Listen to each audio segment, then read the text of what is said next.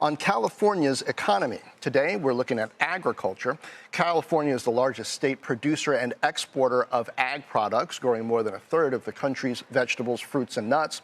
Agriculture employs more immigrants and undocumented immigrants than any other industry in the state, according to the nonpartisan Bay Area Council Economic Institute. Our Kate Rogers is back with us from San Francisco. Kate. Hi, John. When looking at farm workers specifically here, 75% are immigrants and a third are undocumented. That's according to the Bay Area Council's report.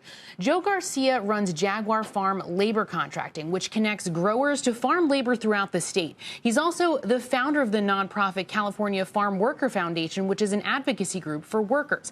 He says immigrant workers are simply essential to this $49 billion industry. Without them, we wouldn't have any food available, the lettuce, the strawberries, or the wine we drink on a daily basis, fruit juices, everything that a farm worker picks, packs, pre-harvest. They do the jobs all year round that put food on your table. High-profile immigration raids in the state earlier this year in Kern County near farms have had the agricultural workforce and its stakeholders watching federal policy shifts closely, with some on edge. We had pre-harvest meetings with all our employees and asked them how they felt about coming to work and making sure they were safe and they felt safe. And they said they didn't, they weren't 100% safe, but they needed to work to pay their bills, to feed their families, and other things that go along with working on a daily basis. So they couldn't afford not to go to work. So they are taking a risk and they live in fear every day. Now, the sector nationally and in California has been grappling with worker shortages that predate any changes in immigration policy. The Bay Area Council report says immigrant workers bring with them decades of skills that cannot easily be replicated or automated. Even if you got a domestic worker to come in and, be super interested in taking on a job like that, it would take 20 years to be as good as it as some of these folks who have been in these positions for a very long time.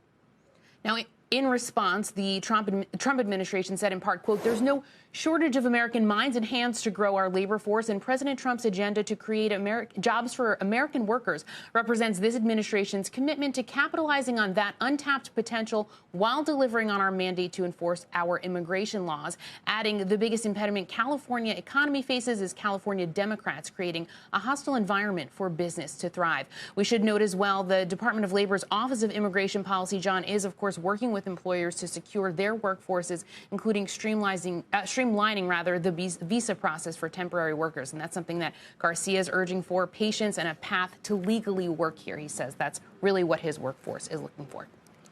Yeah, quite an interesting challenge, Kate, given that, we know that there is indeed a labor shortage when it comes to farm workers, and that's not work that everybody wants to do. Thank you.